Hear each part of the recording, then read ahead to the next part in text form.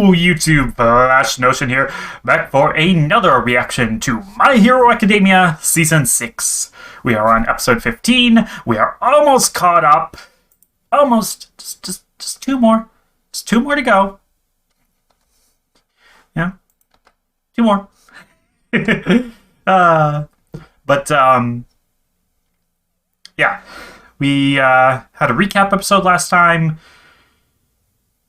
Midnight and Majestic and a bunch of others are dead, and the heroes are struggling with the cleanup because there's just too many people dead or dying or injured, and not enough heroes to go around, and the ones that are there are already tired because they were doing evac and fighting Nomu, and everything's just hopeless, and they didn't actually save the day, even though they managed to arrest, like a dozen or so, at least, lieutenants and thousands of, regular members of the PLF, but, they didn't get the ones that mattered, and the ones that did get taken, they put up so much of a fight that, it just, everything's fucked.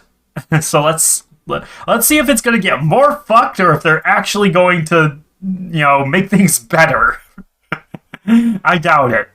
This just seems to be the season where the question is, how much more fucked can we make it? Comparison-wise, One Piece, right before the time skip, what was it? Not Enies Lobby, Impel Down, and the war arc there, and yeah. And I just recognized the comparison. Ace died there. God damn it. All right, let's get into this episode. See if someone else is gonna die this time. So we shall begin in 3, 2, 1, and play.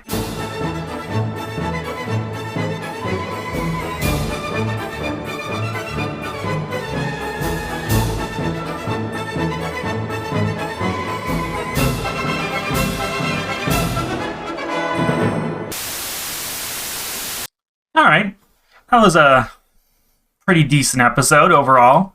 The Tartarus, whatever, breakout is, it's something that I, heard of before, just because, I've looked at, arc names before, and, this is one of them, so I kind of knew this was coming. But limited information that I had, I kind of thought that we'd get a big moment of all the heroes standing together to defend this prison and hold the line, only to fail at the last second, and just no, that's not what happened. I mean, after they said it last episode, I kind of expected okay, if we're just going right into this, then it's just going to be a steamroll. The villains are just gonna get shit done. And yeah, they did. So, that ended up being my current expectations of it were not subverted or anything. Frankly, the thing that I find most interesting, the thing to talk about the most is the girl there, Lady Nagant, or whatever her name is. I'm pretty sure that's her name, but she was locked up there, and I don't know what that means, because she looks reasonable, she's not, in the intro she's not going nuts and throwing lightning bolts everywhere and stuff like that, so she doesn't seem to be a villain in the traditional sense. I have to wonder if maybe she isn't some sort of vigilante that just refused to work within the law and therefore got thrown into Tartarus because her quirk is so powerful. Which, I mean, honestly, that's kind of what I'm hoping for, because if so, that means that we get to have her working with Deku, which is, pretty cool. Her voice, I'm not going to look it up right now, but I mean, just from like the one or two lines that she had, it sounded somewhat familiar. I don't know. But she freed Overhaul, which I don't know how that's going to turn out. Dude does not have access to his quirk right now, so we'll see. Yeah, we also got Muscular back, and, he's as much of an asshole as ever. Yeah, I mean, don't know what else to say. It just kind of went exactly how it was supposed to. We also got Moonfish back. Interesting, actually, to think about. Because both Moonfish and Muscular were defeated during that arc. But they also gave the heroes a lot of trouble. So, wonder how that's going to go. I mean, it would make sense to do rematches. So that would mean that Bakugo versus Moonfish, probably. Which, now that I think about it, that's probably that would probably play out similar to Bakugo's fight against the twins in movie 3. Meanwhile, obviously, Deku's going to have a rematch against Muscular. That's kind of obvious.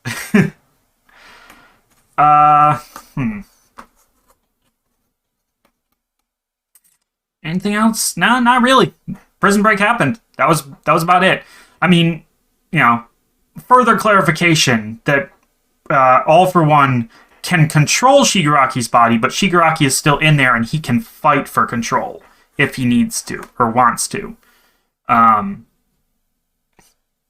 She very much does seem to want to, so again, we'll see how it goes.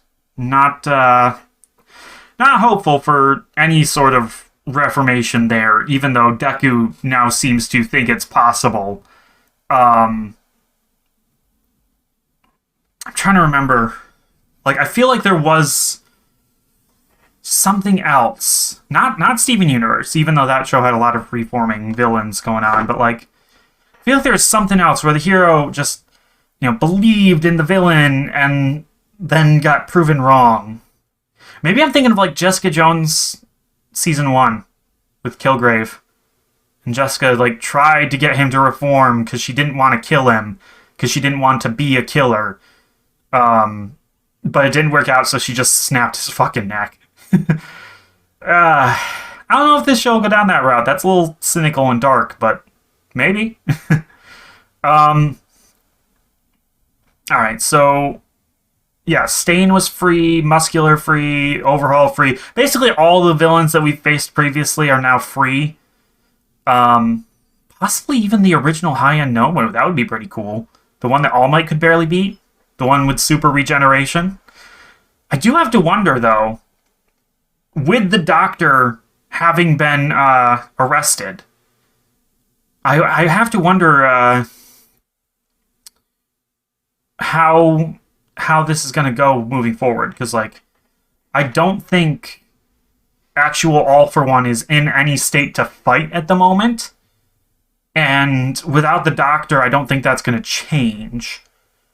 And similarly, I don't know how, like, does Shigaraki will Shigaraki's body like further adapt and integrate the quirks over time, and he just has to wait for it? Or is it something that they need the Doctor to, like, come back and finish the process? I don't know. And then, yeah. Deku hasn't woken up. That's not good. I mean, yeah, he fucked himself pretty hard there. Just, yeah. Not good. Not good at all. I mean, I still don't get why, like, yeah, Aries getting more control over her powers. Why not just bring her there and just like, I mean, I guess without Aizawa to hold her back if anything goes wrong, it's not worth the risk. We'll see. Um, what else? Yeah, again, it's adorable. Bakugo's showing so much concern for others. It's such great like character development for him. It's so much fun. Just so much fun cuz like he's still Bakugo. He's still, behaving the same way overall. It's just that he now has he's now more I don't know what the right way to put this is. It's like it's just much more obvious now how much he actually cares, and he doesn't hide it, really.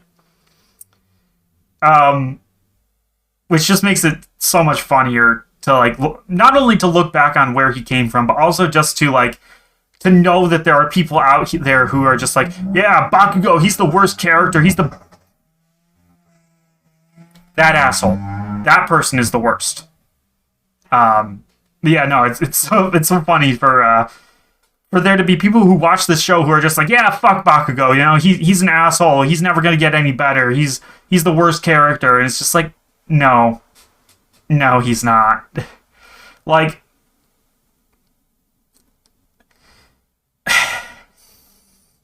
yeah, no, Bakugo's just great as a character, and I love watching him.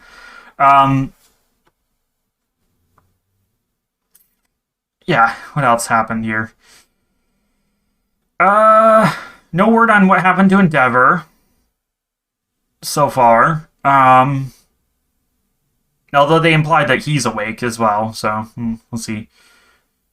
All Might's there. I'm surprised Ingo's not there. Like, you'd think she'd be informed and come. But I guess if they're trying to keep it under wraps that, Deku ended up fighting against Shigaraki.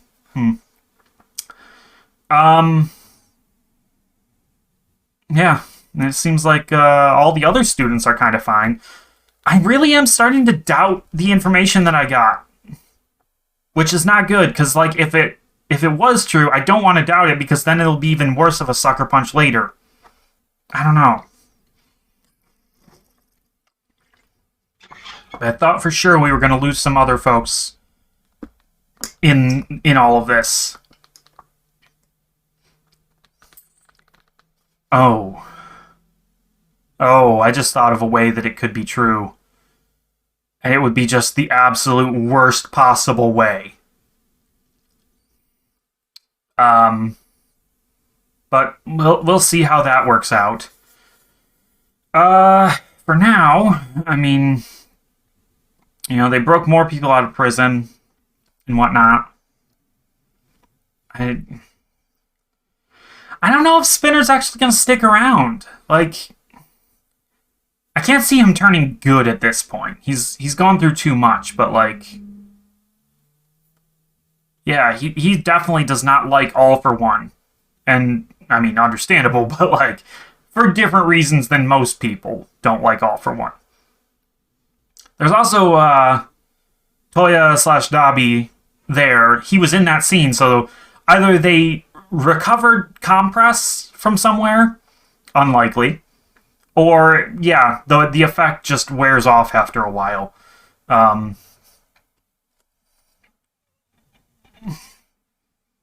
Or they can purposefully break out if they're strong enough, something like that. Yeah. So things are definitely fucked right now. Things are going sideways. And yeah, there's definitely something going on with Gran Torino there. I mean, Deku taking up his scarf already, like, that just means that Gran Torino is not going to be active anymore. I mean, understandable, he's old, he just got severely injured, but also just, like, I think something is going on with him mentally and emotionally that is going to lead him to retire here. Something to do with Nana and Tomura. Yeah, that's my last thought. So yeah, good episode. Just kind of kept going, no, not ending, which is good. It means a lot happened, or seemed to happen. And yeah, now we're in the second half. We got a new intro, we got a new outro. Not bad all around. Let's we're gonna keep going. But for now, that's gonna be it for this episode. I'll see you guys in the next one, which I will finally be caught up after that. At least in terms of this recording, like at the time of recording it. By the time all of these finish coming out, at least one more episode will have come out. So that's a thing. But for right now, that's going to be all. I will see you guys later. Bye-bye.